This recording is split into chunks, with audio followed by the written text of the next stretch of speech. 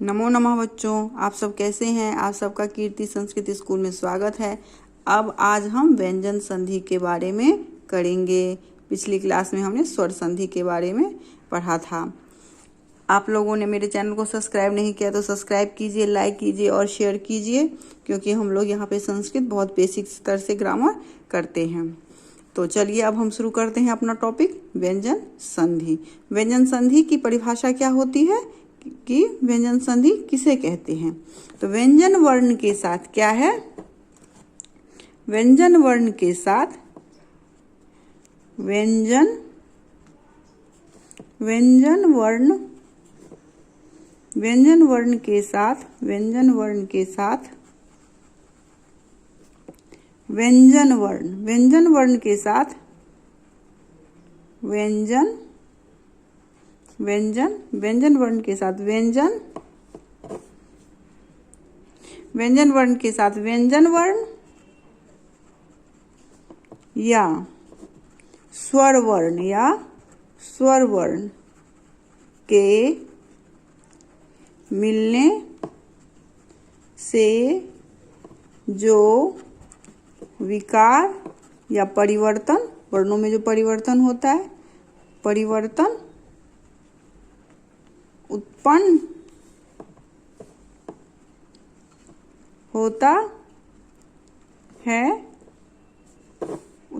होता है उसे व्यंजन संधि कहते हैं। उसे व्यंजन संधि कहते हैं।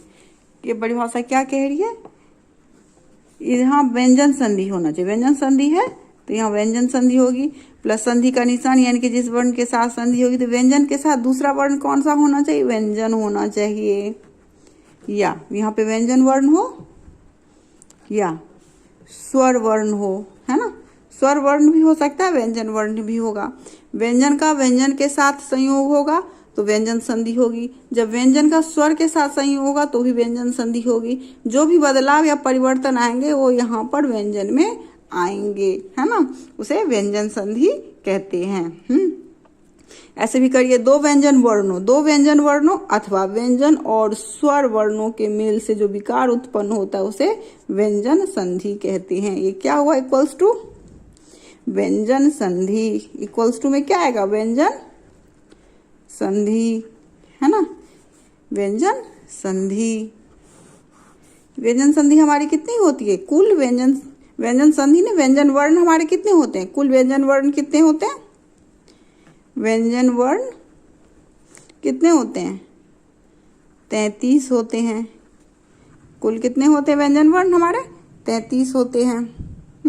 कौन कौन से होते हैं, पहला कवर्ग, है ना, इसका सूत्र था ना, कादियो मावसाना स्पर्शा, यानी कि स्पर्श व्यंजन आएंगे, अंतस्थ आएंगे और ऊष्म आएंगे।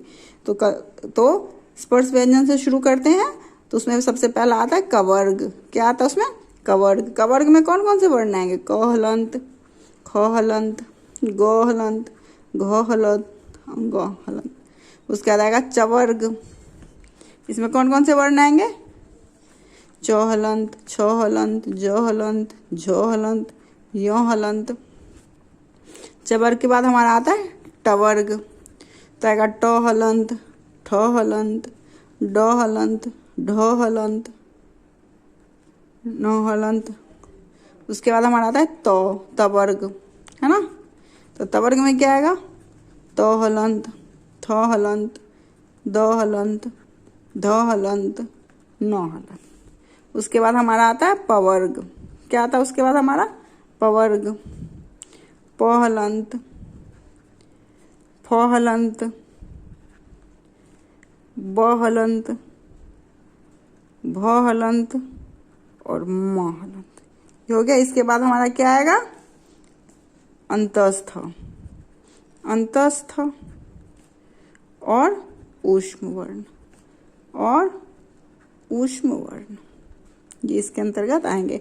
अंतस्थ में हमारे क्या आते हैं, य व र ल।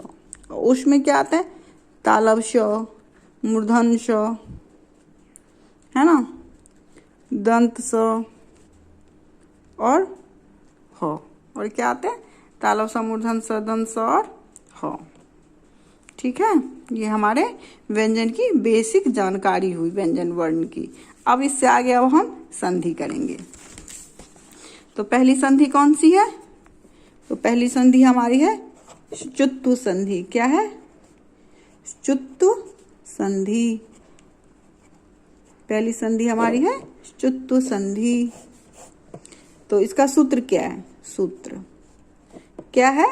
स्तोह स्तोह श्चूना श्चू श्चूना श्चू, ये सूत्र है स्तोह श्चूना श्चू। अब इसका स्तोह का क्या मतलब हुआ? सहलन। तो का मतलब तवर्ग। तवर्ग से तो आप अर्थ समझ ही गए होंगे, तो थो दो थो न, है ना। तो ये कह रहा है यदि सहलंत हो या तवर्ग हो के बाद, है ना, इसके बाद या तो श हो या सहलंत हो या च हो। क्या हो? चवर्ग हो। चवर्ग हो तो उन दोनों के बाद जो होगा परिवर्तन वो किसमें होगा? ये जो स है ये तालव्य श में बदल जाएगा। ये जो तवर्ग है ये हमारा चवर्ग में बदल जाएगा। लेकिन इस नियम में क्रम का निर्धारण नहीं है। इसमें है कि ये भी आगे, ये तो पहला हुआ कंडीशन, दूसरी कंडीशन ये भी हो सकती है। या तो तालव्य श हो, चवर्ग हो पहले, फिर संधि हो रही हो, फिर दंत स हो और तवर्ग हो, है ना। ऐसे भी हो सकते। तो भी जो बदलाव होगा वो ये दंत स में ही होगा। दंत स ही तालव्य श में बदलेगा, ये तवर्ग ही हमारा चवर्ग में बदलेगा। ये जो बदलाव आएगा ये ऐसे ही आएगा। ये हमारा नियम हो गए इस सूत्र के। ये दो नियम हैं। तो व्यंजन तो च्युत्तु संधि होगी। समझ में आ गया आपको?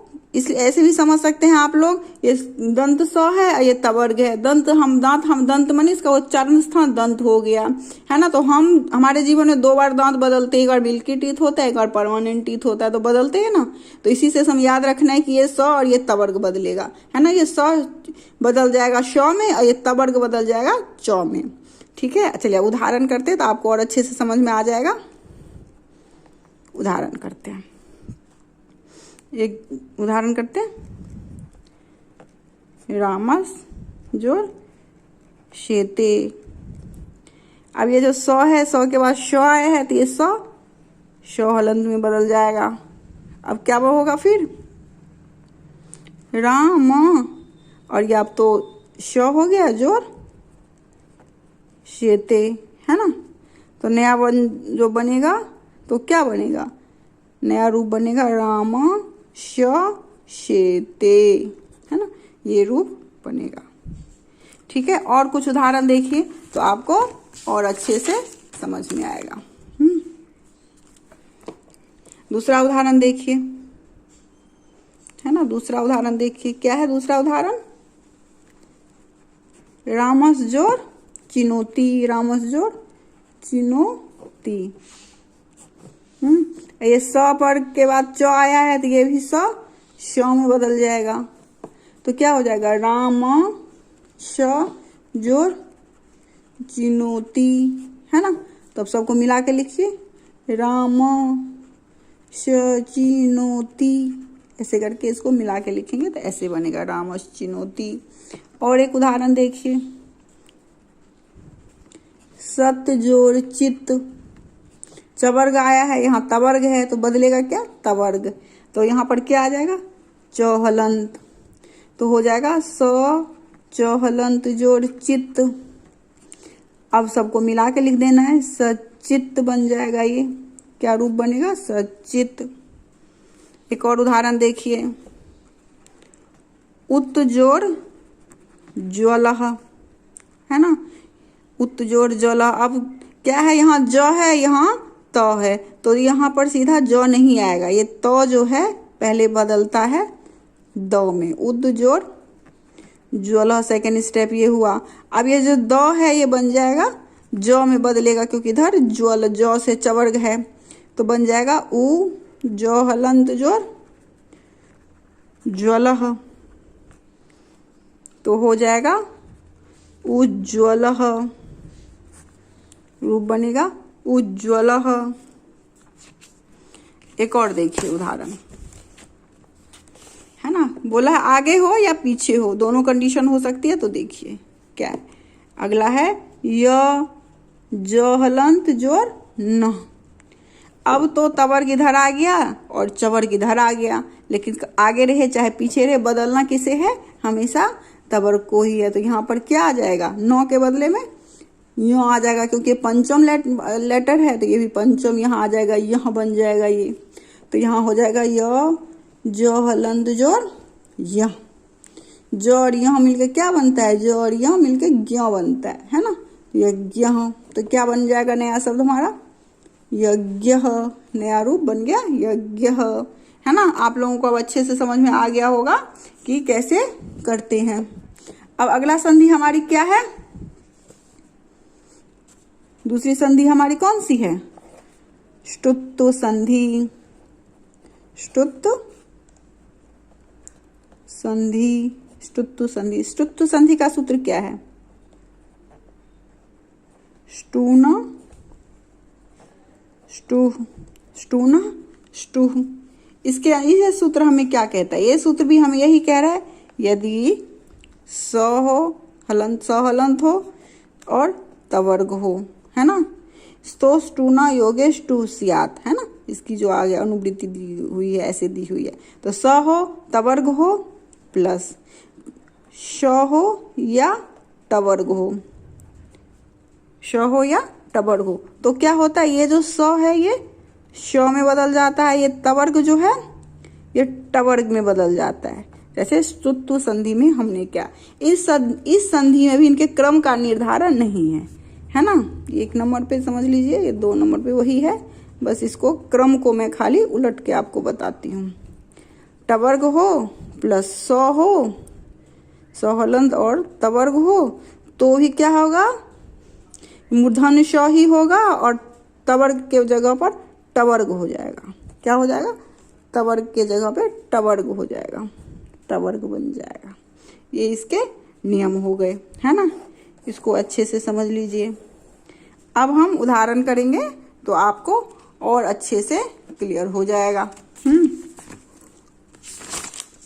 चलिए एक उदाहरण देखते हैं इसका। उदाहरण क्या है, रामस जोड़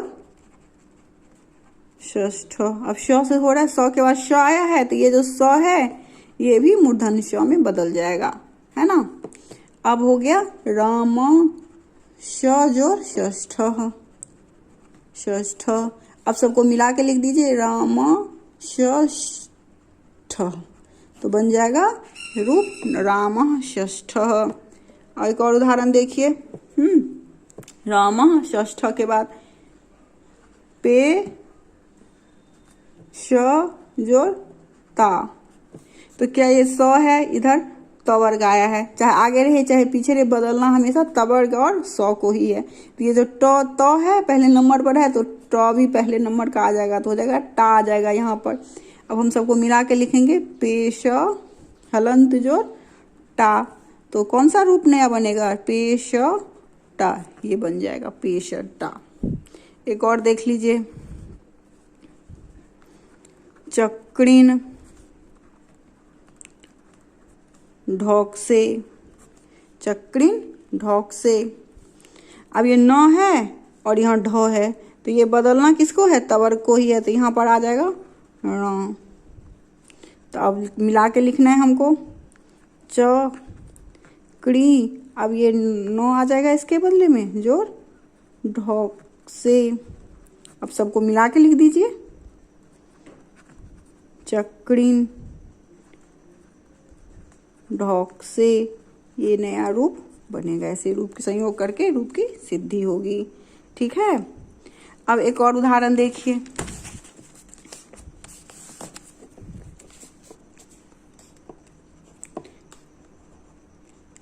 शश जोर थ, थ जो है थ में बदल जाएगा, दूसरे नंबर का है तो यहाँ ठ दूसरे नंबर का आएगा, है ना। तो ये हो जाएगा शश, शश जोर ठ, तो बन जाएगा षष्ठ। और एक देख लीजिए, प्रतिश जोड़ था है तो किस में बदल जाएगा, ठो में बदल जाएगा, है ना। तो ठा हो जाएगा, तो क्या बन जाएगा नया शब्द, प्रतिष्ठा, है ना। ऐसे आपको अच्छे से समझ में आ गया होगा। अब आप कुछ होमवर्क लीजिए, घर में भी कुछ ट्राई करेंगे तो आपको अपने से समझ में ज़्यादा अच्छे से आएगा। फिर कोई दिक्कत आए तो आप मुझे कमेंट सेक्शन में कीजिएगा। महत जोड़ टीका, उत जोड़ डयनम, जगत जोड़ जालम, तत् जोड़ छाया,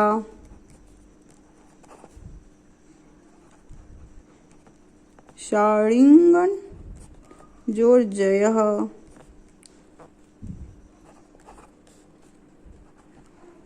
तत् जोड़ छवि, है ना। इत्यादि इनको आपको घर में करना है।